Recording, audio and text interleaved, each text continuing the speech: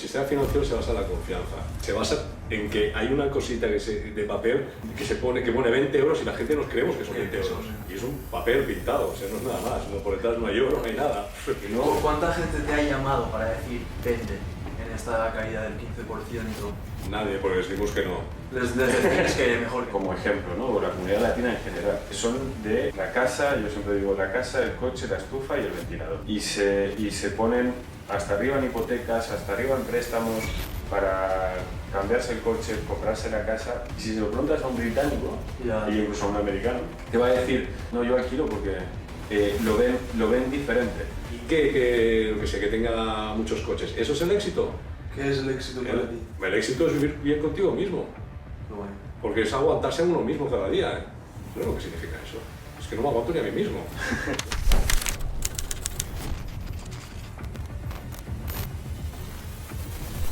Pues nada, muy buenas, bienvenidos al podcast Help. Hoy tenemos al invitado Rafa Rabat. Es un asesor financiero que gestiona cerca de 500 millones de euros. Ha estado metido en el mundo financiero de lleno. Nos comentaba ahora en el testeo del audio que podría nombrarnos con nombre y apellido a las principales figuras influyentes del colapso de 2008 o algo así. Y de hecho de eso me encantaría empezar hablando, de lo más polémico que creas que hay ahora mismo en el mundo financiero, pues para enganchar a la audiencia y para que podamos empezar así con jugo, sí, sacando tu conocimiento como asesor. A mí lo más polémico del mundo financiero, como hablábamos antes, es el propio mundo financiero en sí mismo, ¿no? Como decíamos, es algo que es condición necesaria pero no suficiente, ¿no? Que hablan a veces en las fórmulas matemáticas. ¿Por qué? Porque evidentemente nuestro sistema capitalista en el cual estamos, y es el que es, y nos podemos quejar, lo que tú quieras, pero es el que es, y ya está, en la cual no hay una asignación correcta de recursos de un lado hacia otro. Es decir, tú piensas que hay gente que tiene mucho dinero y hay gente que necesita mucho dinero. El problema es que no se ponen en contacto unos con otros. Sí que han habido plataformas de crowdfunding y tal, para hacer mil cosas, pero no es un flujo de dinero que fluya de forma eficiente de un lado para el otro. Entonces necesitas algo que sea el que canalice estos flujos financieros, y resulta que el mundo se inventó la banca, el sistema financiero, ¿no? En la época mercantilista pues nos inventamos pues, que necesitábamos pues, estas entidades que eran receptoras de este dinero de los ahorradores y de alguna forma tenían contacto a la gente que necesitaba dinero y les prestaba dinero. Este es el negocio bancario del sistema financiero en general, o sea, tomar dinero de un lado y convertirlo en dinero prestable para otro. Piensa que tiene un gran riesgo esto, dices, hostia, ¿qué estás diciendo? Sí, claro, tú al final yo te dejo dinero, imagínate yo soy el banco, tú me dejas dinero en cuenta a la vista y me viene un señor que quiere una hipoteca a 30 años. Yo tengo un riesgo, porque si yo te dejo a este señor a 30 años y tú me lo dejas a la cuenta a la vista, primero que hay unos márgenes que evidentemente voy a cobrar mucho dinero por el préstamo y te voy a retribuir cero a ti por tu cuenta a la vista, pero tú mañana te retiras el dinero y me quedo sin capacidad porque yo a este señor no le puedo decir que me devuelva el préstamo de hipoteca. Tienes un riesgo, de ahí vienen los cracks bancarios. Lo que está pasando ahora, ¿no? Bancos comprando... Claro, es un tema de confianza. El tesoro más largo plazo con dinero corto plazo de los ahorradores. Es un tema de confianza. Al final, el sistema financiero se basa en la confianza. El sistema financiero se basa en que hay una cosita de papel que pone 20 euros y la gente nos creemos que son 20 euros. Y es un papel pintado, o sea, no es nada más. Por detrás no hay oro, no hay nada. Mira, Alemania está intentando ahora pedirle el oro que tiene la Reserva Federal de Estados Unidos y le está diciendo a Estados Unidos que no te lo devuelvo, ¿no? ¿Dónde está el dinero? ¿Dónde está el oro? ¿Sabes? Pero bueno, al final todo nuestro sistema se basa en la confianza. Y como te decía, el sistema financiero lo que te hace es hacer un match con la economía real. ¿Vale? La economía real, si tú te fijas, los balances bancarios están al revés que los balances de las empresas. Lo que es activo para unos es pasivo para el otro, y lo que es pasivo para unos es activo para el otro. Es totalmente al revés, porque es una foto, o sea, tú te ves negativo una foto, y es eso, es el sistema financiero.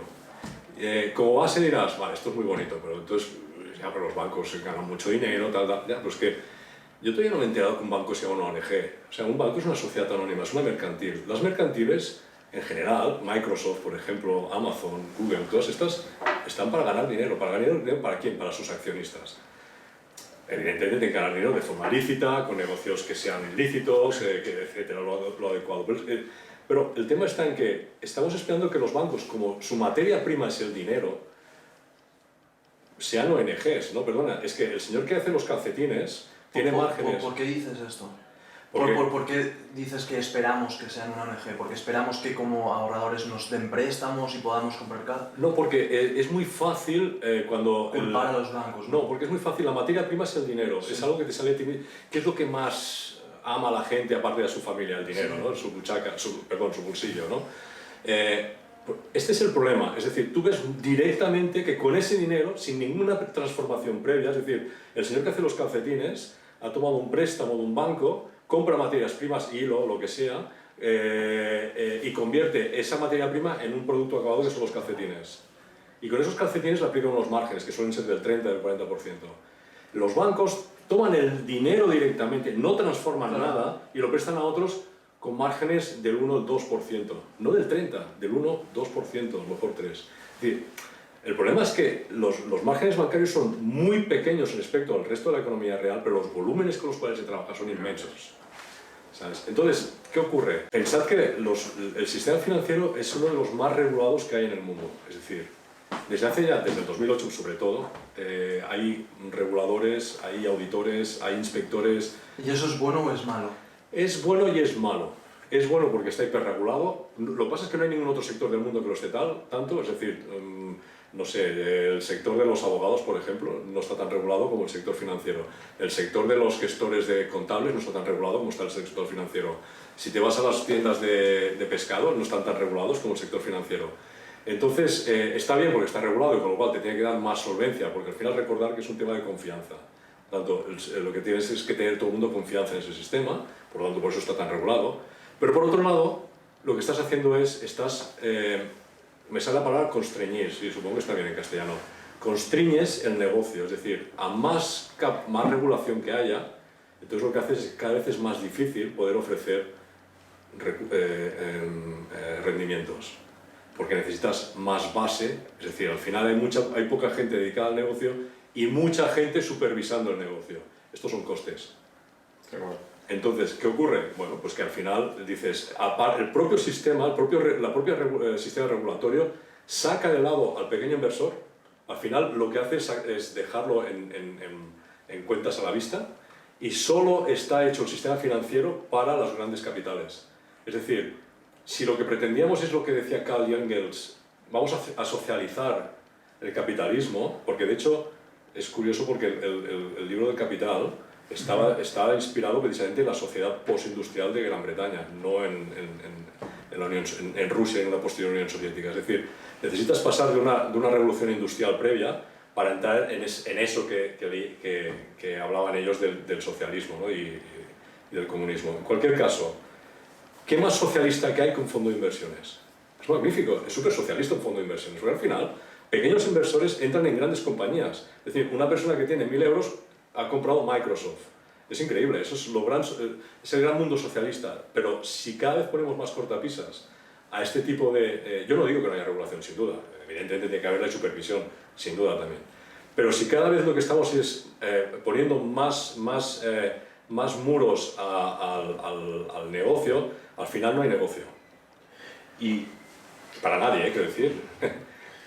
Esto mismo que estás mencionando ahora, cada vez hay más regulación, somos conscientes, el simple uso, el uso cotidiano de ir al banco y hacer una transferencia, cada vez estamos controlados. Qué ineficiente, ¿no? Es ineficiente. A todos los efectos se ve como algo ineficiente porque los procesos son muy largos, cortan la posibilidad de la inversión, la posibilidad del ahorro en muchos sentidos y las operaciones que pueden hacer el pequeño y el mediano y el gran negocio. Pero desde tu punto de vista, que eres un experto en esto, ¿qué crees que podríamos cambiar de este sistema? ¿O en tu opinión, qué deberíamos reformular o no para agilizarlo o para dinamizarlo de una forma más efectiva? Para el usuario de calle, porque el banco ya tiene es un gran, si me lo permites así, es un gran elefante. Muy grande y se mueve muy lento debido a todas estas cosas que tú nos comentas, ¿no? ¿Cómo lo ves tú? Mira, esto es interesante además. Además aquí hay como dos mundos, bueno, hay muchos mundos, de hecho yo conozco solo dos, soy así de poco visionario, ¿no? Pero sí que te diría que una cosa, por ejemplo, es el mundo anglosajón y su órbita, y otra cosa, por ejemplo, es el mundo más latino en general, te estoy hablando. La figura, por ejemplo, del asesor financiero, ¿vale? Yo durante muchos años trabajé en banca, yo era jefe de tesorería de varios bancos en España y aquí en Andorra, y hubo un momento en mi vida que dije, mira, ¿sabes qué? Estoy cansado de trabajar para otros y yo creo que ha venido otra época en mi vida y quiero pasar a otro tipo de cosas. Entonces monté el asesor financiero, ¿vale? Un asesor financiero en principio es una figura muy interesante por cuanto, claro, yo al final, yo trabajaba en el mercado mayorista, no en el retail, sino directamente en el mayorista. Mi cliente era el accionista del banco, no era el cliente del banco. Por lo cual al final, dejarme ser un poco pretencioso, pero mi talento solo me lo compraba el accionista del banco. Cuando yo creo un asesor financiero, mi talento me lo compra, ahora cambio la figura de mi cliente, es el accionista, a mi cliente es, digamos, el retail. De alguna forma, ¿qué he estado buscando también? Vuelvo a introducir la palabra, socializar mi talento, ¿de acuerdo? Bueno, en principio esto es una gran película, queda como muy bien el título de la película, ¡oh, no sé qué! Vale, ha quedado bien, ¿verdad? Sí, aplausos. El tema es que luego viene la regulación y te das cuenta que al final todo es un lobby. Porque a nadie le interesa que entres tú en escena. Porque al final el lobby siempre es el mismo, ¿no? Es decir, ¿por qué vamos a permitir que estos asesores financieros por aquí vayan? Entonces, ¿qué te introducen? Pues regulación, tienes que gastarte mucho dinero en equipos de cumplimiento normativo, Ponos algún ejemplo, por favor, de esas primeras trabas que como asesor financiero te encontraste a la hora de decir, hostia, voy a montar un negocio que en realidad te ayuda a la gente, ¿no? Mira, porque digamos que tú... Pues nos ayudamos todos aquí, o sea, yo no soy de una ONG tampoco, ¿eh? No, estoy aquí para ganar dinero. No, obviamente, es un intercambio de valor justo, ¿no? Exacto. Pero estás haciendo un negocio que entrega valor a unas personas que hasta ahora no podían aprovechar ese valor, ¿no? Mira, la primera trama, mira, te pondré un ejemplo. Y además un caso muy corto que hace muy poco nos ha pasado. Nosotros hemos abierto un asesor financiero. Nosotros tenemos asesor financiero en Barcelona, en España. Tenemos una gestora de fondos en Luxemburgo y justo ahora en junio, no hace ni un año, abrimos aquí en Andorra. Estuvimos 18 meses para montar la empresa, 18 meses. De papeleo. De papeleo absoluto. Es decir, nosotros porque nuestro principal negocio es Barcelona y nuestra cuenta de resultados, gracias a Dios, vale. Bueno, esperemos que sea mejor, pero de momento no está en Andorra. Pero si hubiéramos sido alguien que desde el principio queremos aquí iniciar el negocio, yo no puedo aguantar 18 meses. Ya. ¿Quién paga la hipoteca de casa? ¿Quién paga el colegio de mis hijos? Claro. ¿Sabes? ¿Entre medio qué hago? Estoy en paralelo trabajando en otro sitio, en un banco, por ejemplo, y montándome la estructura en paralelo. O sea, no es eficiente el sistema. No puede ser que al final tú eres un asesor financiero. Como asesor financiero, yo no capto dinero. Yo no tengo el riesgo de captación. Tengo el riesgo, evidentemente, de mi talento, que yo lo que te diga sea correcto o no, pero bueno, al final tampoco tenemos una bola de cristal, ¿no? Para saber, si tuviéramos una bola de cristal no montaría ninguna empresa, estaría en mi casa con la bola de cristal, sin duda. Eso es así también, ¿no? Entonces, no, claro, es que dicen, no, es que usted lo sabe todo. Pues si lo sé todo, entonces no hace falta que se lo diga, porque ya lo sé yo. Es una incongruencia. La gente se cree que hay mesías delante. No, perdona, aquí no hay mesías. Aquí hay gente que tenemos más o menos experiencias y que hemos trabajado ya y que las hemos visto en muchos colores y que esas experiencias las trasladamos a los demás. Pero al final, si tuviéramos la bola de cristal de todo, ¿qué sentido tendría entonces que estuviéramos trabajando, ¿no? Es una incongruencia. Pero lo que te decía, el primero, por ejemplo, que era una empresa. En el caso de Andorra, por ejemplo, 18 meses estuvimos hasta que tuvimos la licencia. Una vez lanzamos la licencia, resulta, eso es un caso concreto además que nos pasó, nos pusieron un epígrafe de estos de actividades, que el primer año nos pasaron el impuesto de actividades económicas aquí en el país, que se nos fundió el 16% de nuestro capital social. Claro. Bah, toma. Bien, majo también para empezar, ¿no? Bien, la siguiente fue el tema de la regulación. Nosotros, claro, tenemos toda la casa en Barcelona, con lo cual todo nuestro back office, middle office está allí. Entonces, de alguna forma, lo que hacemos es apalancarnos en nuestros servicios centrales de abajo. Pero si tenemos que crearlos aquí, o sea, entre que se nos han fundido el 16% del capital social en impuestos, que hemos tardado 18 meses para montar una empresa, y encima tengo que montar una estructura que sea regulatoriamente eficiente de cara al supervisor, es que este negocio no... Y encima para que luego te venga un cliente y te dice, ostras, pero es que lo que tú me haces, el banco me lo hace gratis. No, no es verdad, el banco no te lo hace gratis. El problema es que no sabes lo que está cobrando el banco. pero es que yo no te pago más de 150 euros al mes, señores. Mira, me saqué la carrera en el año 94. Llevo no sé cuántos másters en mi vida. He trabajado por no sé cuántas entidades financieras estando en los equipos directivos de unas cuantas. Nuestros equipos tienen las mismas experiencias, han pasado por no sé cuántos másters más y han estado por no sé cuántas casas más también arrastrándose, que digo yo.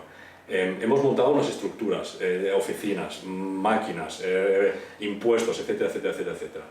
¿Tú crees que todo eso vale 150 euros al mes? ¿Tú lo crees? Va a ser que no. Es que es insultante. ¿Eso es lo que cobráis? Bueno, esto depende de los capitales que hay, vale, pero vale, el problema es que siempre... el problema es lo que te decía, como la gente siempre está... nuestro negocio es relación directa con su dinero, yo te estoy pasando una factura sobre tu dinero. Claro. Entonces, eso dices, oye, ¿cómo es que me estás cobrando sobre mi dinero? Es algo que no lo entiendes. La figura esta es eso. Las culturas anglosajonas es muy distinto.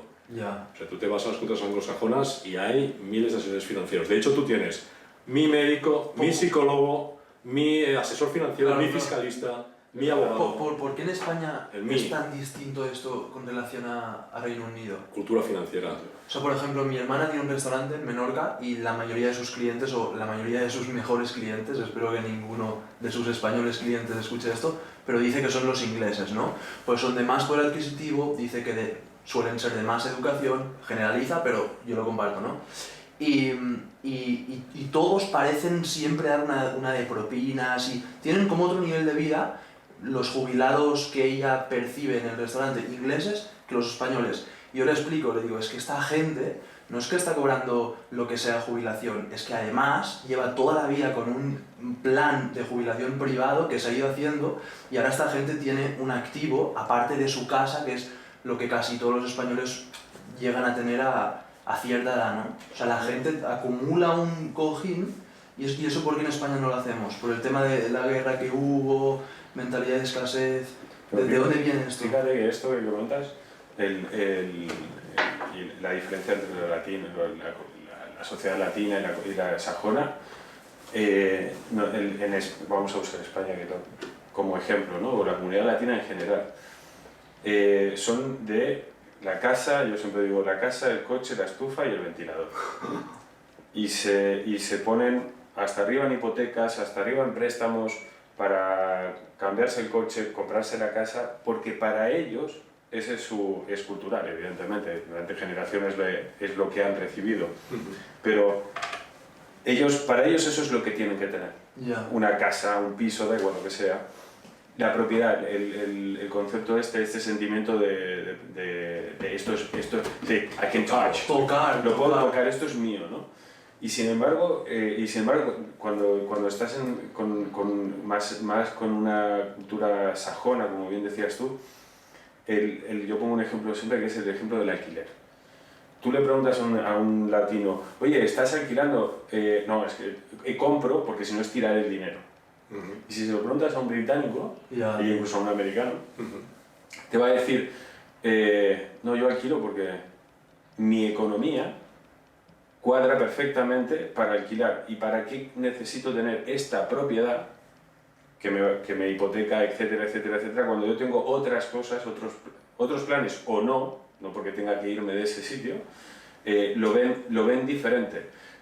Y cuando lo extrapolas a cosas pequeñas diarias, lo ves cuando vamos a comer a un restaurante. El español, y digo el español con permiso, el español, el latino, considera que deja propina solo si él se encuentra que lo han atendido bien, lo cual tiene su lógica, ¿no? Quieres un buen servicio.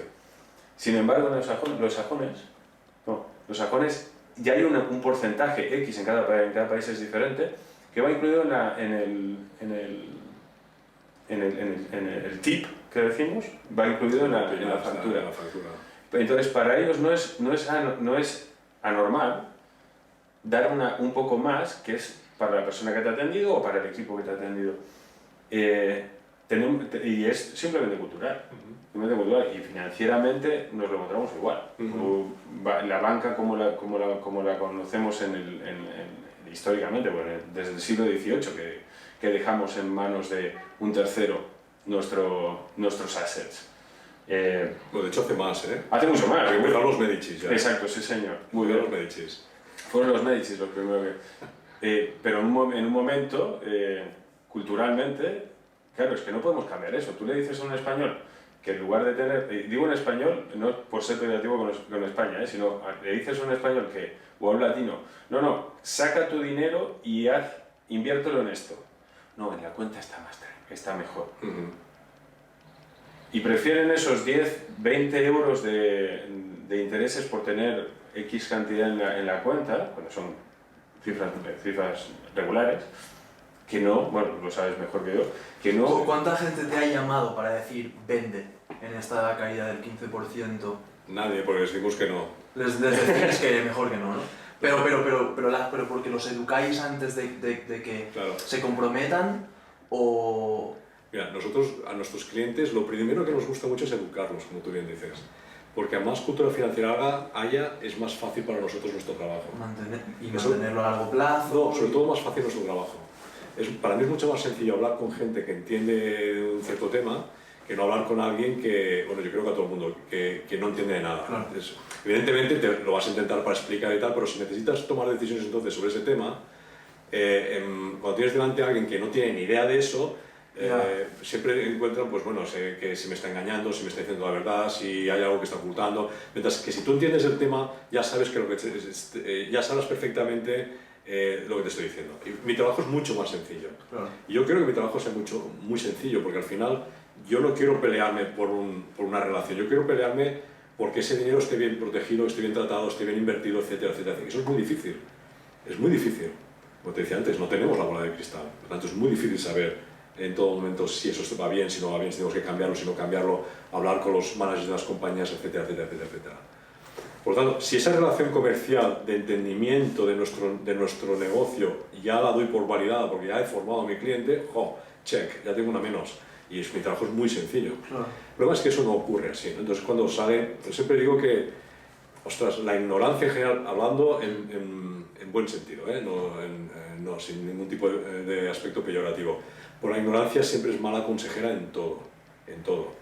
Yo prefiero formar, dar información, transparencias, que no tengo nada que ocultar. A mí me gusta mirar, precisamente, una de las causas por las cuales me fui de la banca fue porque me gustaba mirar a los clientes a los ojos y decirle, mire señor, yo creía que esto iría así, ha ido así, pero desde el principio, al principio creía que iría de esta forma bien. No ha ido mal porque yo le haya engañado o haya tenido que colocar algo que no tenía que colocar, etcétera, etcétera, etcétera. Y ese punto de honestidad es básico en nuestro negocio. Entonces, eso yo creo que es súper importante, ¿no? de cara a un cliente. Es cierto, en general, la cultura latina, en general te estoy hablando, y ya sabemos que cuando generalizamos nos equivocamos siempre, ¿no? Siempre, no estoy igual. Pero es cierto que la cultura financiera latina es muy inferior a la cultura financiera anglosajona en general, estoy hablando. Y esto es un hándicap, siempre. Porque al final hablábamos también al principio de introducir la economía. ¿Qué es economía? Bueno, es la ciencia social que estudia o que se encarga de la correcta asignación de recursos. Esto te lo enseñan las facultades, ¿no? Pues es importante que te ponen ciencia, algo pragmático, tal, no sé qué, algo empírico, te ponen ciencia social. Social somos nosotros, y todos nosotros tenemos, hoy me levanto bien, hoy me levanto mal, o mi mujer me ha dejado, o mi marido no sé qué, etc. Y esto influye en nuestras decisiones constantes en economía. Es curioso, es una ciencia, en principio 2 más 2 son 4, pero social, y lo social es subjetivo. Entonces, imagínate lo sencillo que es para nosotros que haya mayor capacidad o mayor capacidad de entendimiento de esto que es social, de lo que es las finanzas como una rama específica de la economía. Pero de economía hay muchas. Hay economía, hemos hablado, hay macroeconomías, son los periódicos, no sé qué, se han reunido la Unión Europea para firmar, pero luego está la economía doméstica, piensa que la macroeconomía está formada por millones de economías domésticas.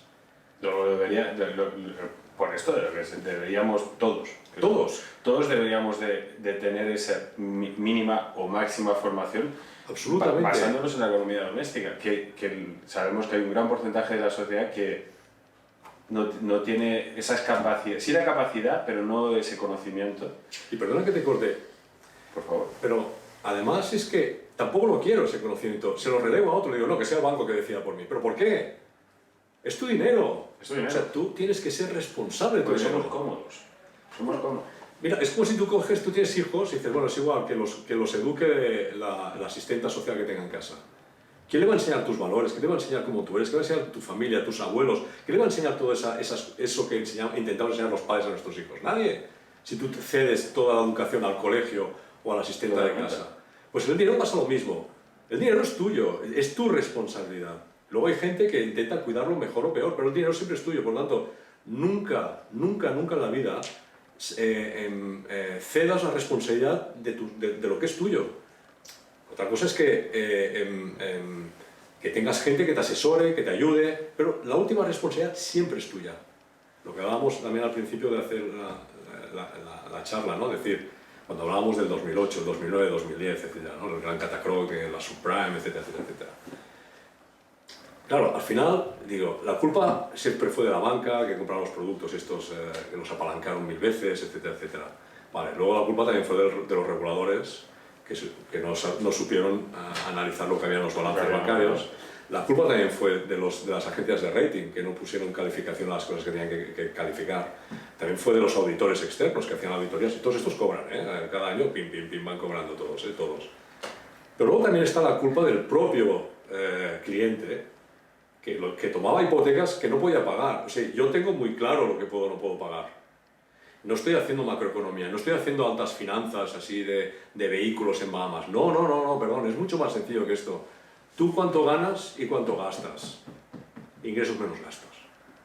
Y ya está, eso es economía doméstica. Y tú sabes luego si tienes que pagar los colegios, si tienes que pagar una hipoteca, si tienes que pagar el alquiler. Todo eso lo sabes. Si sabes si tus hijos les tienes que comprar unas bambas. Eso es economía doméstica, no necesitas que te enseñen para nada. No hace falta hacer una carrera de económicas para saber esto. Pero esto es una responsabilidad que tenemos cada uno de nosotros, porque al final, si no somos todos corresponsables de cada una de nuestras partes, si cada una de nuestras economías domésticas no las sabemos gestionar con buena diligencia, al final, ¿qué pasa con la macroeconomía? Con perdón la expresión, se va al garete. Y todo es una responsabilidad de todos, en partes, evidentemente. Estabas hablando... No, por favor, estabas hablando de que los bancos también son sociedades anónimas y también tienen que ganar dinero y tal, y que se les pone trabas para prestar dinero al pequeño, a la gente del pueblo, digamos, y hablabas también de que gracias a ellos hay economía, crecimiento, tal. Y estábamos hablando también de... Estoy tratando de hacer un mix porque hace rato que te quiero preguntar algo pero no sé formular la pregunta. Hablábamos de quién es la responsabilidad de que hubiera un crash en 2008, de que deuda no se pudiera pagar y tal, si de la gente que ha pedido préstamos, de quién ha dado los préstamos. Juntando esto, ¿no crees que un banco usando reservas no fraccionarias, ultra mega fraccionarias o nulas, tiene bastante responsabilidad de que haya sucedido esto o de que esté sucediendo? Por ejemplo, ahora en SVB, ¿no? El banco este de Estados Unidos, de las startups, tenía inversiones a largo plazo de ahorros de gente que los tenía puestos ahí en el corto plazo y que en cualquier momento los podía coger. ¿No crees que un banco que gestiona así de mal su dinero, es decir, que lo deja bloqueado en un sitio sin poderlo quitar, sabiendo que lo va a necesitar, debería quebrar? Es decir, hablabas también de Microsoft o de empresas. Si empresas gestionan mal su dinero, si yo gestiono mal su dinero, yo me quedo quebrado, ¿sabes? Las empresas se quedan quebradas, los bancos no. Vale. Entonces, yo te digo, un poco tu opinión sobre esto, ¿no? Porque... Yo creo que cuando hay un crash de este tipo como el que me estabas comentando antes, la culpa es de todos. No hay un culpable, hay muchos culpables. Esto es como cuando un avión se estrella, no hay una causa, hay muchas causas en cadena que al final hace que el avión se estrelle. Y luego oyes las cajas negras y, mira, y ves toda una serie de condicionantes que han hecho que haya un accidente, ¿no? En el caso este es lo mismo, es decir, antes hablábamos, los bancos evidentemente tienen capacidad para estudiar los créditos, etcétera, etcétera, etcétera, tienen equipos que les pagan mucho dinero, etcétera, etcétera, etcétera. Por lo tanto son corresponsables, son responsables, perdona, sí.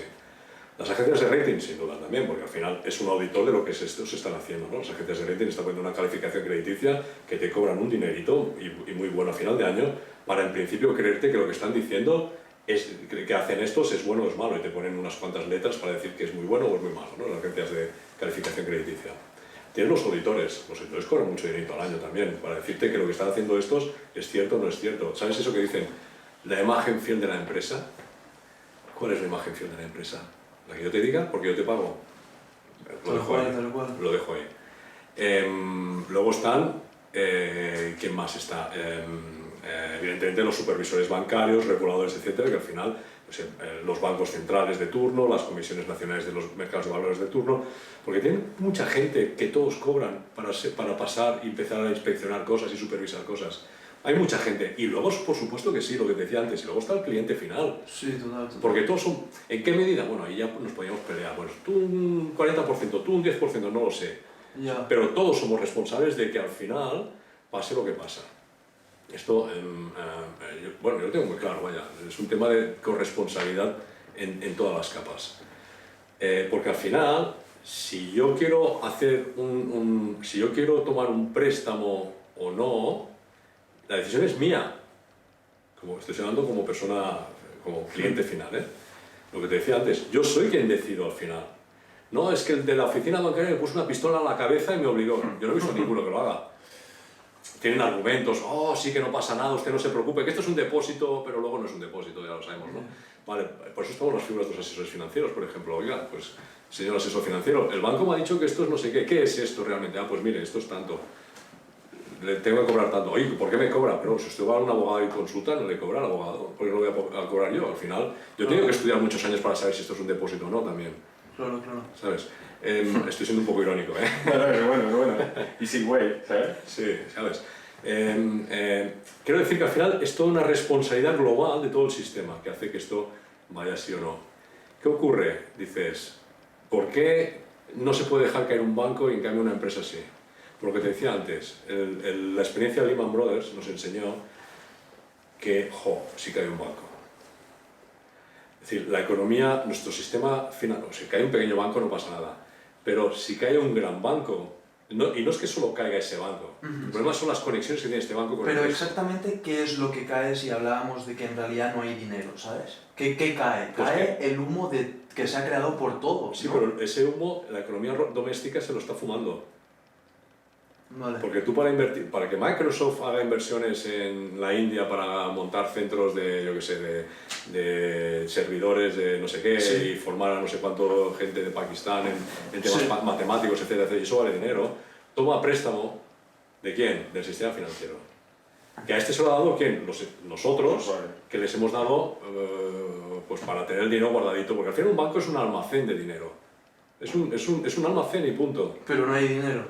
Sí que hay dinero. El problema es que luego está la máquina que crea más dinero del que hay. Esto es otra cosa, pero dinero sí que hay. Lo que pasa es que luego está el efecto multiplicador del dinero. Esto es otra cosa. Pero el dinero sí que existe. El problema es que todo el mundo quiera retirar ese dinero de golpe, porque como hay un efecto multiplicador y encima ese dinero está prestado en créditos a largo plazo, yo no puedo retirar ese dinero el mismo día y no te lo puedo dar a ti, porque le tengo que decir al otro que se queda sin el crédito. Entonces, ¿qué ocurre? Como el sistema capitalista se basa en el crédito, y solo funciona. Y todo viene porque nos hemos creído. Precisamente el otro día estaba leyendo un libro que me encanta de Yuval Harari, el filósofo israelí, que es muy bueno, que es muy polémico, dice cosas así muy interesantes también. Y estaba leyéndome el Homo Deus. Me he leído el Sapiens, ahora estaba con el Homo Deus. Y decía, señores, es que en el momento en el cual, después de la Revolución Industrial, nos creímos que el único sistema válido es el crecimiento económico solo se produce con apalancamiento. Claro. Y cuidado, que se apalanca, pero miento. Porque el apalancamiento siempre tiene su versión buena y su versión mala, de todas las cosas, como la vida, ¿sabes? Entonces, ¿qué ocurre? Tú no puedes mantener el sistema, nuestra economía real actual, tal como está actualmente montada, sin apalancamiento. Y el sistema que te concede ese apalancamiento es el sistema financiero. Por lo tanto, si este sistema financiero cae, te cargas toda la economía real. En 3 minutos. Y toda esta economía, ¿cómo de mejor es frente a si no la hubiera? Me explico. Es decir, si no tuviéramos- Argentina, antes de que Estados Unidos le prestara un montón de dinero, no era rica, pero la gente más o menos sobrevivía, ¿sabes? Igual que otros países en África, ¿sabes? Ciertamente no eran ricos, pero la gente más o menos vivía. Ahora, con este sistema de crédito, se financian dictaduras y movidas improductivas, ¿sabes? A costa de la gente, porque la gente tiene unos ahorrillos en una moneda local, ¿no? Y luego el país tiene que imprimir más de esa moneda local para digamos, pagar los préstamos que le han dado otros países más ricos, que en realidad saben que no se las van a poder devolver. Entonces, a mí lo que me preocupa de todo esto es no si la economía es buena o mala, que esté en crecimiento o que haya más economía frente a si no la hubiera gracias al apalancamiento. Me preocupa que todo esto sea a costa de la gente que, por ejemplo, no ha invertido y que la inflación se come sus ahorros, ¿sabes? Es decir, todo este crecimiento económico parece que es un poco socialista mi discurso, ¿no? Pues Pero es un poco a costa del poder adquisitivo de la gente. Es decir, cuando un banco se sobreendeuda para financiar cosas que parece que son súper positivas o así te las venden, en realidad luego quien acaba pagando eso es el pueblo, con la subida de precios, ¿no? Mira, Te lo he intentado mega resumir, no, pero... entiendo perfectamente. Estoy intentando estructurar mi respuesta. Sí, porque yo es que estoy estructurando un poco mis preguntas. No, en absoluto, te entiendo perfectamente. Mira, yo siempre te diré que, y vuelvo, si quieres, y repito, yo soy muy crítico con el sistema financiero en general y de hecho no tengo acciones de ningún banco además, o sea, te lo digo ahora. Menos mal. Además he trabajado en unos cuantos y sé perfectamente cómo funcionan. Claro, pero ¿por qué no tienes acciones? Porque sabes que no hay ahí... Para empezar, no ganan dinero, ¿no? Sí que ganan dinero. Claro. Ellos sí. Ellos sí. Sí, bueno, claro, ganan dinero. Pero, sí. Pero no tú como accionista. Claro, es que es diferente. Lo que quería decirte es, mira... Ganan dinero, pero en realidad no ganan dinero, porque ganan dinero o sea, ganan humo, ¿no? No, porque es humo. No es humo. O sea, al final... Voy a pensar en mi pregunta. Ya te digo, hay dos cosas. El dinero, masa monetaria. Vamos a coger el concepto de masa monetaria, ese que nos enseñan en macroeconomía en la Facultad de Económicas. La masa monetaria está creada por efectivo en manos del público, que se llama, que ahí coges las cuentas a la vista, más los depósitos, el efectivo que tengas tú en casa, y luego le añade una serie de cosas más, no sé, pues letras del tesoro, o sea, empiezan a hacer las diferentes definiciones de lo que es la masa monetaria. El sistema financiero en sí mismo tiene capacidad de crear masa monetaria, que es lo que te decía, el multiplicador del dinero, por un efecto préstamo y retirada de los coeficientes de caja de cada uno de los bancos. Ese efecto hace que estés creando, depende del coeficiente de caja de cada banco, puede ser mayor o menor, pero puedes estar creando un 2% en cada una de las transacciones de dinero contable. Pero el resto, el 98% restante, es dinero tuyo, mío, de los otros que tenemos depositados en un almacén, que es el banco. El banco es un almacén. ¿Vale? El otro día leí un artículo. La China, que ha concedido préstamos a media África y media Asia, y ahora resulta que media África y media Asia no puede pagarlos. Y precisamente, bueno, pues ahora están renegociando las deudas para obtener, bueno, pues es una forma que tiene China, por ejemplo, de introducirse en los mercados africanos y asiáticos. Es una forma de colonización. Los europeos lo hicimos de una forma más bestia, los estadounidenses lo hicieron también más parecido a los europeos, y la China lo hace de otra forma, pero es otro tipo de colonización, es la colonización por la deuda. ¿Vale? Y precisamente esto está pasando ahora. Por el bolsillo. Claro. El tema al final es lo que te decía siempre. ¿Qué pasaría si tuviéramos otro tipo de sistema? Ya, pues que no lo tenemos. Dice, es que funciona un sistema comunista y hemos visto que no.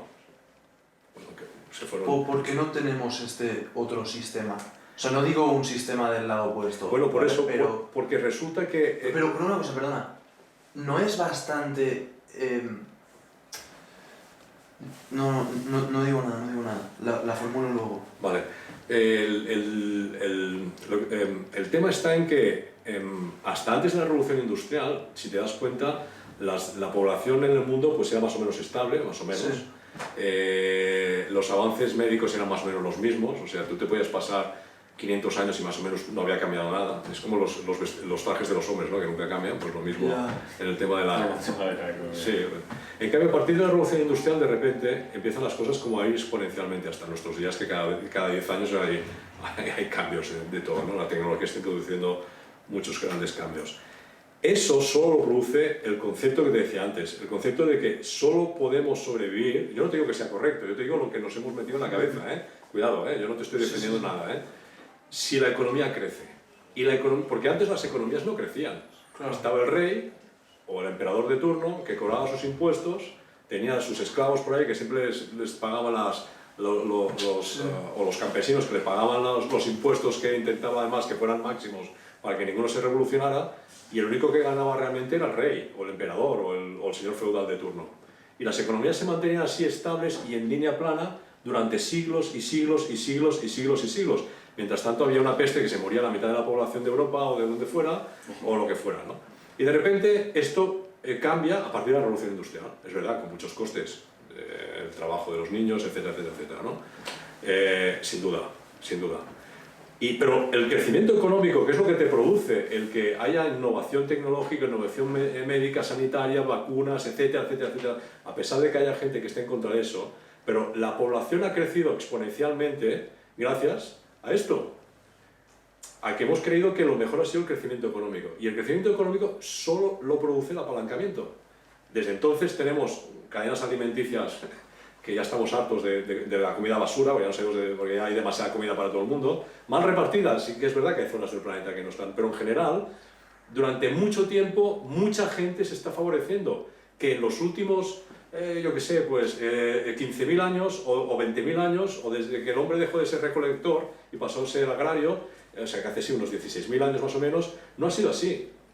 No ha sido así, ¿por qué? Porque ha habido enfermedades que se lo han cargado todo, ha habido guerras que se lo han cargado todo. Es que hoy en día es que ya no hay ni guerras porque no les interesa a nadie, porque hay comercio por en medio.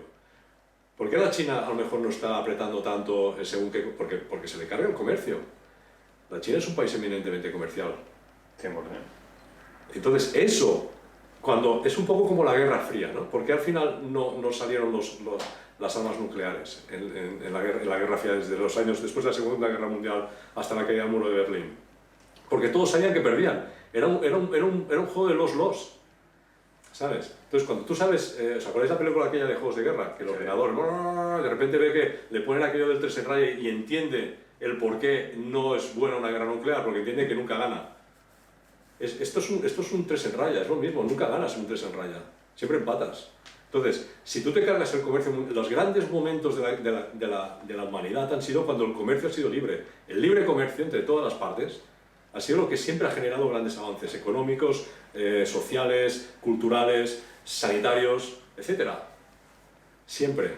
Y en este momento, en el momento actual, estamos en el 2023, este comercio, este libre comercio, estoy totalmente de acuerdo con lo que comentabas, este libre comercio que es el que hace que crezcamos, que evolucionemos en muchos sentidos, ¿no? Como sociedad, económicamente, etcétera, etcétera. ¿Cómo lo manejamos en una situación general, sin generalizar, económica como la que hay ahora? Una situación económica sino menos, no la más favorable para un porcentaje muy alto de la sociedad. El libre comercio como concepto es brutal, pero ¿cómo hacemos que ese libre comercio sea efectivo? Porque la señora María o el señor Antonio, en su trabajo y que corresponda con un poder adquisitivo justo, no tienen la capacidad de generar más negocio, más consumo, porque su consumo se ha visto deteriorado y se ve disminuido constantemente. Si la situación económica mundial es la base de este libre comercio, que es el que nos hace crecer, ¿cómo lo hacemos? Porque la situación económica es, a día de hoy, vemos hacia dónde va, económicamente y históricamente sabemos que los ciclos se cumplen y estamos en otro ciclo más. El que nos esté escuchando hoy dirá, vale, muy bien, todo esto es veraz, pero yo gano 900 euros al mes y el libre comercio solo lo veo en las películas. En las películas. Claro, el tema es cuando hablas en global o en general y cuando pasas a lo particular. Correcto. Ese es el problema, sin duda. Porque en lo particular te encontrarás millones y millones de casos que te estarán diciendo lo contrario. El tema está en cómo gestionas estos dos ámbitos. Porque, como he dicho antes, de millones y millones de casos particulares creas el gran caso global. Por lo tanto, si el gran caso global funciona, significa que hay muchos más casos de millones y millones de personas particulares que les funciona bien, aparte de estos otros que no les funciona bien. Es decir, es un tema de medias. Sí, es matemática. Sí, claro. Si resulta que la gran macro funciona, es porque la gran micro funciona, al menos en la mayoría de los casos, porque si no de media caería. No sé si me explico. Totalmente. Con lo cual, es cierto que cuando hablas del señor Juan, la señora Pepita, es que yo no llego a final de mes. Es claro, evidente, esto es un caso muy concreto. Yo creo, sinceramente, que ahí es donde realmente entra lo social, ¿no? Lo que son los servicios sociales, lo que son la pata social de la sociedad, de la redundancia, ¿no? Hay cosas que es verdad que el Estado tiene que entrar. Porque el mercado en sí mismo no asigna eficientemente los recursos. Ostras, los del libre mercado me están diciendo ahora, ¿qué estás diciendo? Estás loco. Pero es verdad. Si tenemos en cuenta que la economía es una ciencia social, te diría, como ciencia, dice, no, es que la oferta y la demanda se ajustan por sí mismas y se asigna eficientemente los recursos. Pero como es social, los intereses sociales no son siempre los económicos. Con lo cual tiene que haber algo que haga una cortapisa, que corte aquí y diga, no, es que esto no es un interés económico, eso es un interés social. Por lo tanto, vamos a cubrirlo porque es un interés social. ¿Quién es? El Estado. Siempre. Siempre es el Estado. Siempre, porque somos nosotros los que votamos y que pagamos nuestros impuestos para que, en teoría, si no hay corrupción, este es el problema, si no hay entramos en un terreno escabroso, pues si no hubiera corrupción, esa asignación de recursos sociales sería eficiente y serviría para aspectos estrictamente sociales. Es decir, cuando me estudiaba en la facultad... Tenemos 10 minutos. Metería luego la parte emocional que decíamos con las preguntas de... Sí.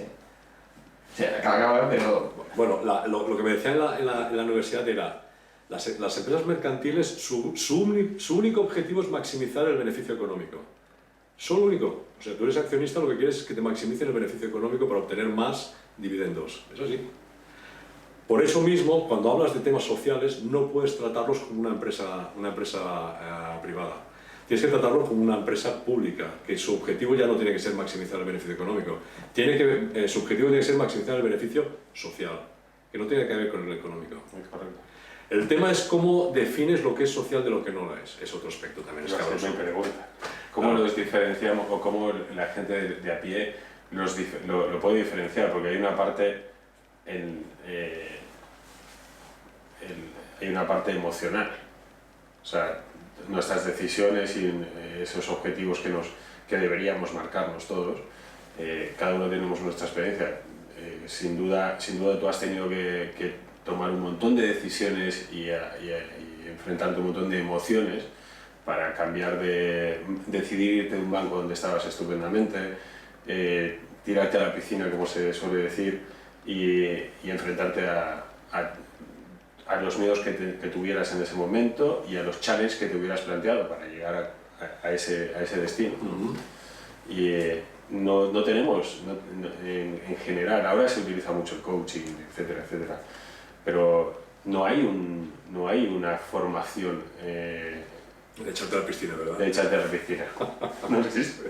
O sea, no, es bueno esto de los coachings, además, porque a mí me gusta mucho el coaching, he leído mucho sobre el coaching y me gusta. A mí me gusta en general mucho la psicología, que es la de los antiguos filósofos, porque todo viene de los filósofos, se convirtieron luego en psicólogos. Tú coges las cartas de Sócrates y la verdad es que son cosas que le preguntaba a la gente sobre aspectos del día a día cotidiano, que es lo que hoy le explicas a un psicólogo, ¿sabes? Es magnífico. Y estos psicólogos luego se han convertido en coaches, ¿no? En tema de coaching y tal, cosas de estas. Es interesante. Sí, al final, mira, hay leyendo también no me acuerdo quién leía, ¿no? Decía una cosa, la diferencia entre religiones y espiritualidades. La religión es un acto de fe, la espiritualidad es una experiencia. Es una gran frase, es decir, y al final es esto, al final al final nos movemos por experiencias. Nos movemos por qué pasa si hago esto, qué pasa si le digo esto a esta persona, cómo yo me siento al respecto, qué pasa si me tiro a la piscina y no hay agua, cómo reacciono ante ello. Las experiencias es lo que te genera esa espiritualidad, que es lo que luego te hace crecer en teoría, ¿no? Nos han vendido muchas religiones históricamente, pero son actos de fe, Es fe, simplemente. es fe. Mira, si tú vas al cielo tendrás el paraíso, pero llega al cielo y ya me lo contarás. ¿Sabes? ¿Quién ha estado en el cielo para explicarnos? Ahora nos desterrarán, pero sí existe. Sí, claro, por eso te digo, no sé, a mí, si viene alguien que me diga, mira, yo estoy en el cielo, joder, es la leche, entonces hay infierno también. Claro, pero si resulta que nadie, es un acto de fe. Yo lo que sí que sé es que yo ahora mismo estoy aquí con vosotros y me lo estoy pasando muy bien, tengo una gran experiencia. ¿Qué significa? Que además estaba entrado y estaba muy intimidado por las cámaras, etc. Pues ahora estoy menos intimidado, estoy teniendo una gran experiencia, estoy haciendo un acto de espiritualidad en este sentido. Me está haciendo crecer como persona, porque igual otro día cuando me propongan algo así, pues igual digo de forma, pues mira, qué bien me lo pasé, pues a ver si repetimos. Claro, mientras que si tú me vendieras que no, pues mira, si eres católico vas a tener una gran entrevista, sigas al cielo, pues te diré, ¿y si no? Y bueno, ¿y si no qué? Claro. Y esto pasa con toda la vida, ¿no? Cuando yo di mis pasos para salir del banco, evidentemente yo tenía una tarjeta así de gorda, pero me aburría mucho. Yo tenía todo hecho, la verdad es que no me veía que tenía más capacidad de hacer cosas y me aburría. Entonces dije, bueno, pues vamos a intentar dejar de aburrirnos. Evidentemente no lo hice, yo no me tiré a la piscina y ya está, ¿no? Yo soy una persona que hago pasos para luego ver si las cosas funcionan, si no funcionan vuelvo a repetirlos, mejor hechos, porque de los errores de como más aprendo, mi vida he aprendido solo de los errores. Mira, las satisfacciones me ayudan a estar muy contento, pero los errores me ayudan a crecer. La verdad es que es magnífico.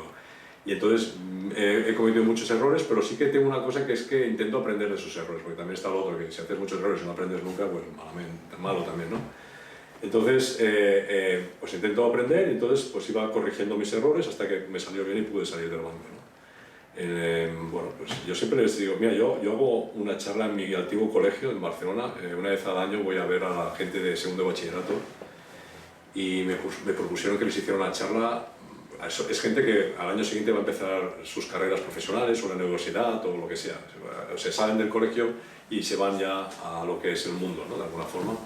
Necesitaban a alguien que les hiciera una charla. Bueno, yo les voy a contar, yo no tengo nada que explicarles. Entonces cogí y dije, mira, ¿sabes qué? Les voy a explicar mi vida.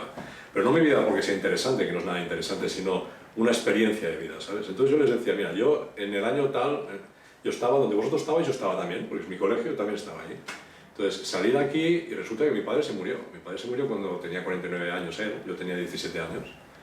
Y fue un gran shock. Y entonces me fui a la facultad, me apunté a hacer ingenieros industriales, estuve 2 años haciendo ingenieros industriales y no me gustó, me tuve que cambiar y me fui a económicas. Es decir, al final les decía, estuve haciendo económicas, me fui a un banco, me fui a otro, no sé qué, luego monté una empresa, etc. Quiero decir que al final la vida te tira para atrás y tira para adelante. ¿Sabes? El tema es cómo tú te tomas la vida, ¿no? El tema es cómo tú haces para decir, bueno, vale, pues mira, murió mi padre, me dio mucha pena. Es la actitud con la que tomamos cuando empezamos cada día. Claro, es decir, al final vas a encontrar problemas siempre, vas a encontrar gente que te intente pisar siempre. El tema es si te los crees o no. Es decir...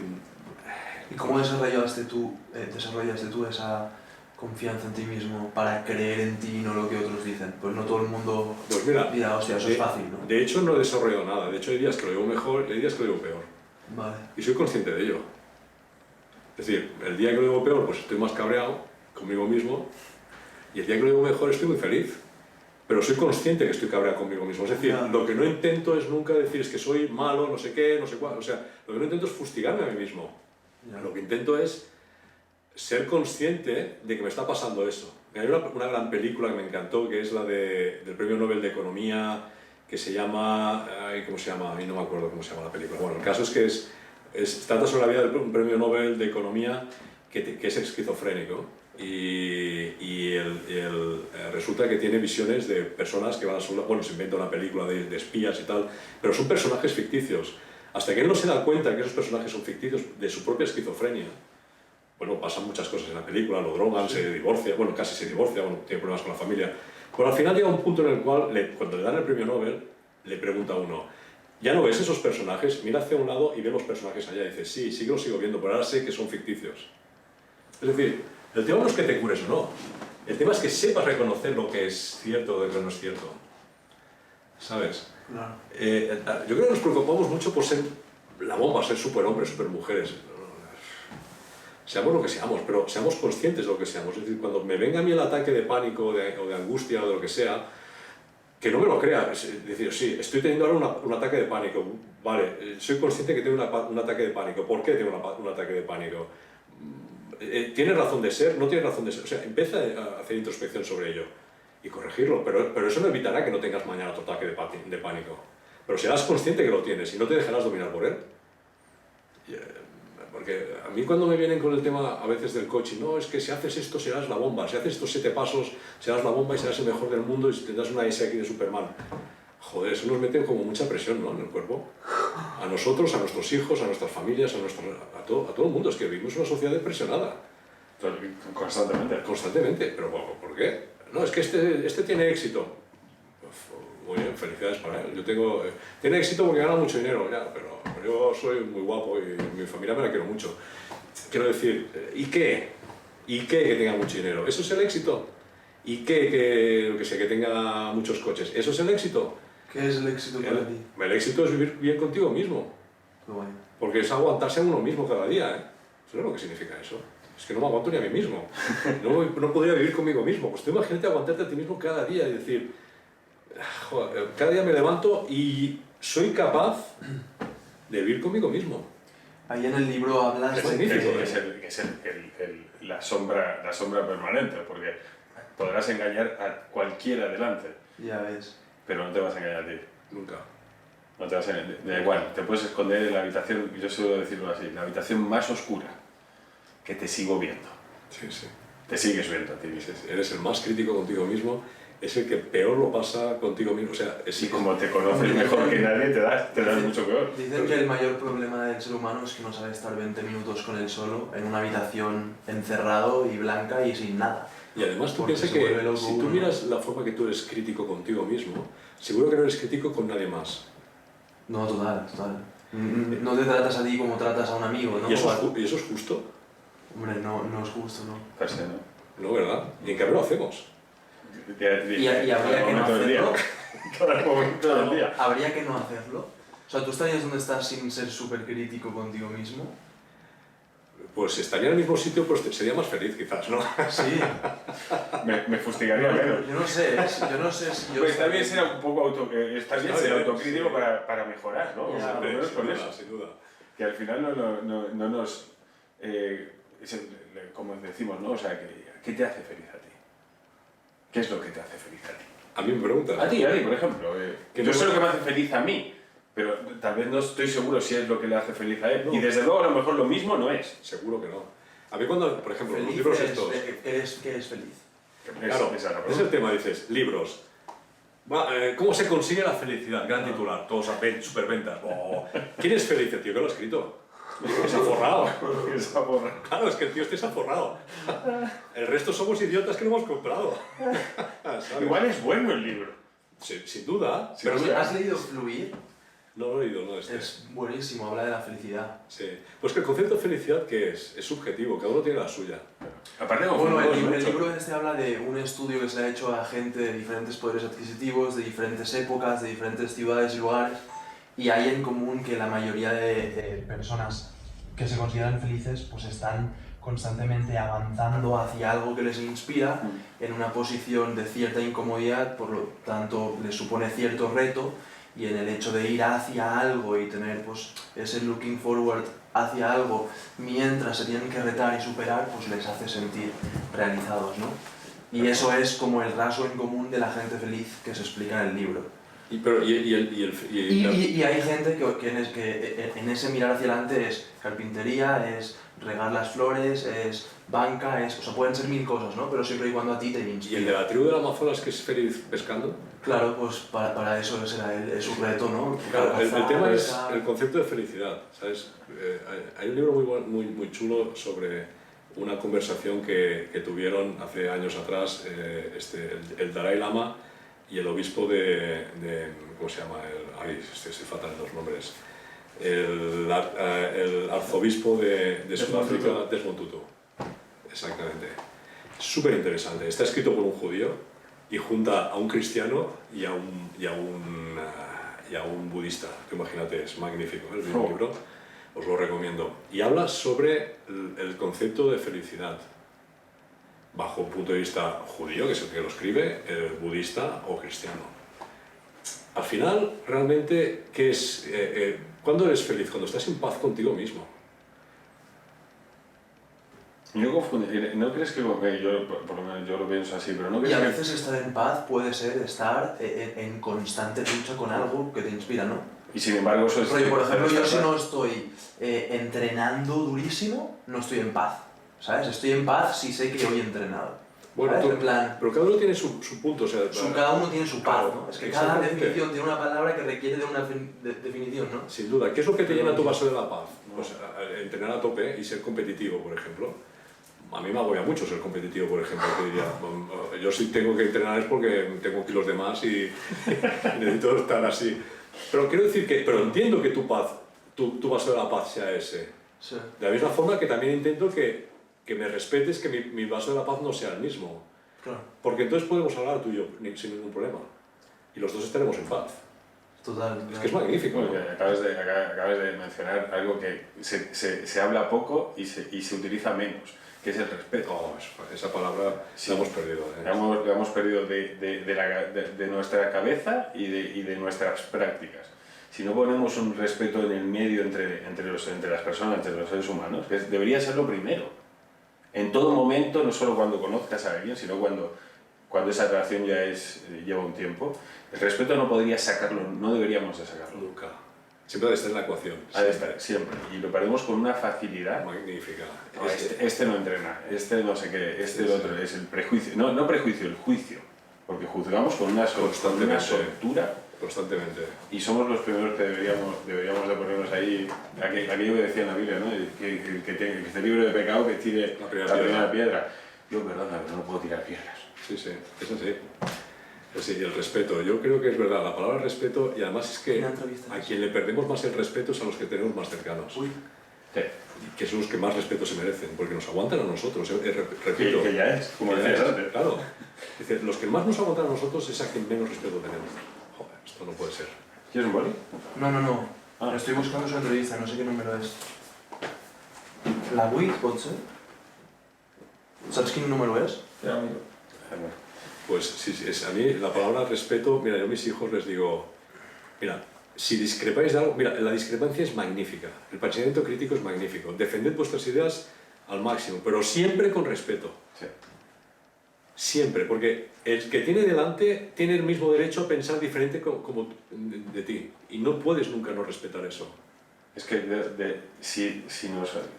es tan ni fácil ni evidente. No. Pero Claro. sí. Y además que las dos son ciertas. Totalmente. En plan, no es que haya una, ¿no? Es que no hay una verdad absoluta, que suena una frase tópica, es un hecho. Hay 8.000 millones de verdades en el mundo. Y somos unos cuantos. Somos 8.000 millones. Imagínate, pues... Sí, o sea, hay 8.000 millones de verdades en el mundo. Cada uno de nosotros tenemos una verdad y todas son respetables y todas son ciertas. O todas están equivocadas, pero todas al mismo tiempo. ¿Quién tiene la verdad absoluta? Nadie. ¿Cuál es tu Vale. verdad? De verdad. O alguna de tus verdades, algo que se te pase por la cabeza, así. En plan, mi Mira, verdad... yo lo que intento es tal. ser honesto.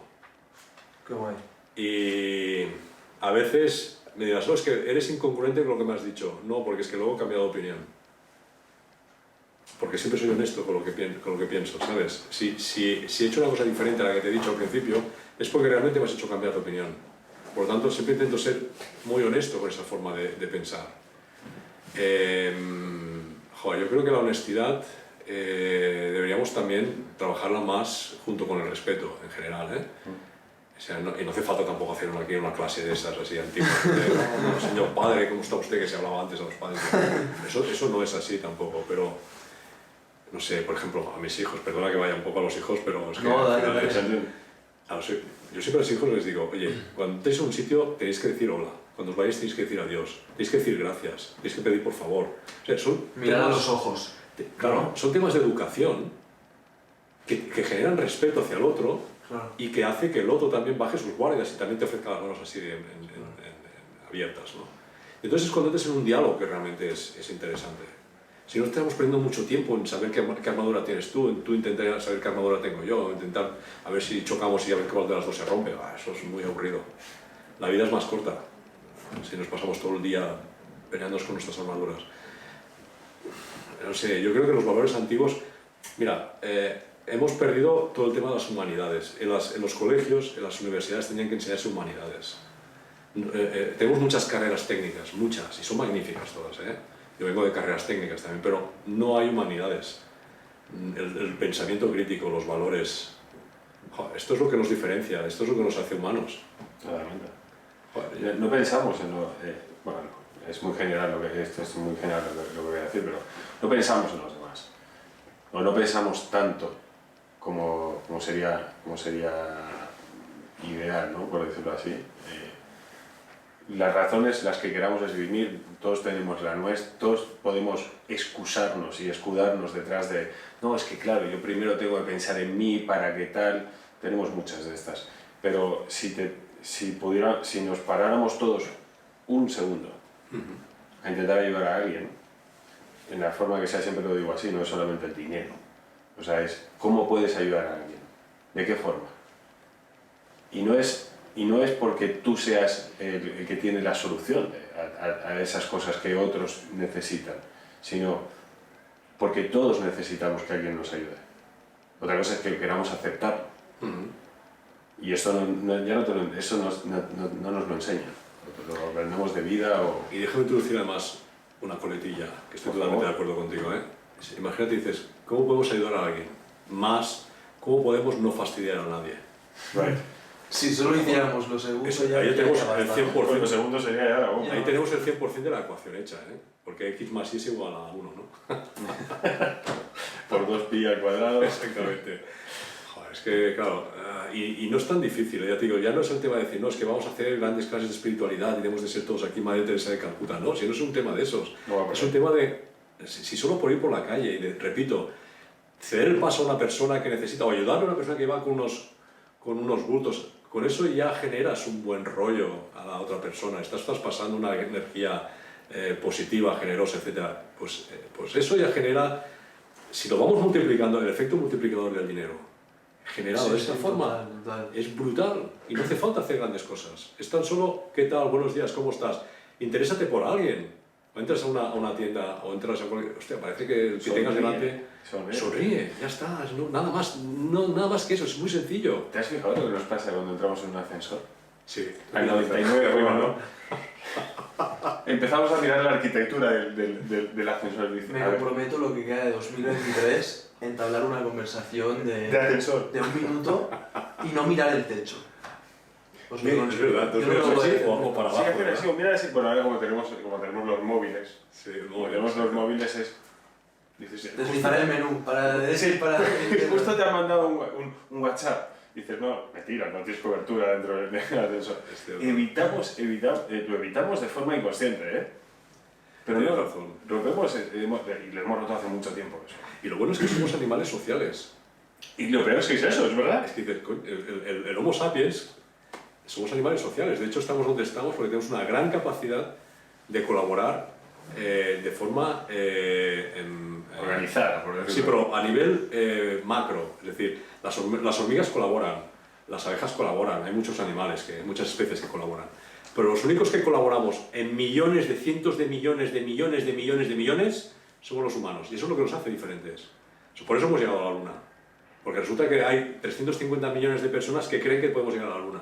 Pagan sus impuestos para que la NASA haga un cohete.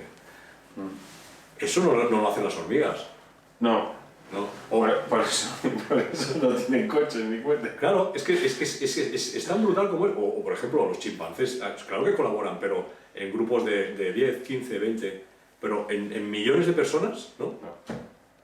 No. Y somos colaborativos, pero en cambio, en un ascensor nos miramos para abajo en el móvil, ¿no? Es curioso. Pero a mí me gusta como un ejercicio social, si se puede decir así. Cuando entro en un ascensor, aparte de decir hola y adeu, o adiós, depende del país que esté, o bye, o whatever, la gente suele bajar la vista, suelen contestarte al hola, hola, pero no todos te dicen adiós. Sí, es cierto. Y no tengo que conocerte para saludarte. Y mucho menos este ejercicio que deberíamos tomarlo, que deberíamos hacerlo. Deberíamos hacer un ejercicio de estos y luego contar cuál es la experiencia. Cada persona con la que te cruces en un ascensor. Mira, te cuento una anécdota, ¿eh? Yo estoy aquí, voy a un gimnasio aquí en el país y de vez en cuando bajo a Barcelona y tengo otro gimnasio que hago. Y cuando entro aquí en el gimnasio de aquí en el país, hola, adiós a todo el mundo. Y no me conozco, pero es normal, entras a los vestidores y hola, adiós, lo que sea, ¿no? Cuando voy al de Barcelona, digo hola y adiós y se me quedan mirando. Y luego dices, ¿Qué hace este idiota, no? Dicen, ¿tú quién eres? ¿tú quién eres? Digo, no, si yo necesito conocerte para decirte hola o decirte adiós, ¿verdad? Se llama educación. Y se te quedan, pero te lo prometo, se te quedan así mirando con cara de extrañeza, como diciendo, ¿qué ha hecho este? Es brutal, ¿eh? Total. Es brutal, ¿eh? Es loco, ¿eh? Escucha, Rafa, no tenemos... Más No tiempo. queremos... No, sí, nosotros sí, pero no queremos No queremos quitarte nada. mucho tiempo. Tenía varias cosas de las que quería hablar y que no he querido introducir en momentos en los que quizás podía para no irnos demasiado por las ramas y terminar otros temas, ¿no? Pero si quieres, te digo 5 palabras, ¿vale? Me dices lo que se te viene a la cabeza en 1 o 2 frases Ostras. y luego te pregunto la última cosa, Va, venga, ¿vale? Familia, es mi hobby, vale. De hecho, tiempo libre, mi familia. guay. Lectura, he escuchado que Ensayos, hablabas de me gustan los ensayos, sí. ensayos. Sobre filosofía, vida, etc. Meditar, No tanto como me gustaría. ¿por qué? ¿Por qué no te das ese tiempo hablando antes de lo importante que es? Sí. Era una frase, ¿eh? Por la familia. Ya. No comparto, ¿eh? Ya. Bitcoin. Ay, este es un gran tema, este lo tendría que desarrollar mucho. Ya, por eso no te lo he preguntado, porque digo, no tenemos 3 horas hoy. ¿no? Claro. Es una gran promesa. Pero no deja de Es ser una promesa. gran promesa. Pero no deja de ser una promesa. Ya sé que no estarás de acuerdo, Vale. pero...